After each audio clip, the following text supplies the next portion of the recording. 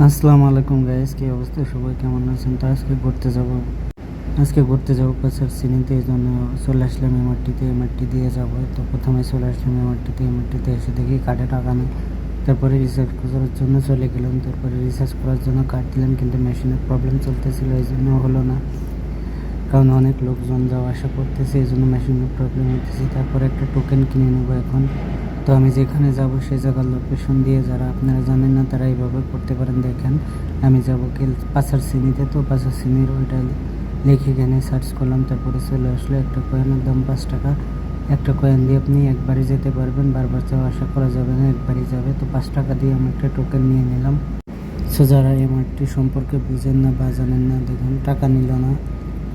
এই টাকাটা একটু প্রবলেম ছিল, কারণ এখানে টাকা নিলে সুন্দর বা কোনো ভাঁজ নাই, এমন টাকাই নেই। তো তারপর টিকিটটা আমার চলে আসবে, এখনই টাকাটা নিয়ে নিয়েছে, তারপর টিকিট চলে আসবে। এই যে দেখতে পারতেছেন কয়েনটা চলে আসলো। এখন কয়েন নিয়ে ভিতরে ঢোকার জন্য চলে আসলাম। তো ভিতরে এসে দাঁড়ায় আছি। আর এই যে এখানে দেখতে পারতেছেন পিঙ্ক কালারের যে লাইনগুলো, এগুলো মূলত হচ্ছে আপনার মেয়েদের জন্য। এখানে ছেলেরা যাওয়ার কোনো অ্যালাউ নেই। তারপরে এই যে চলে আসলো আমার এমআরটি।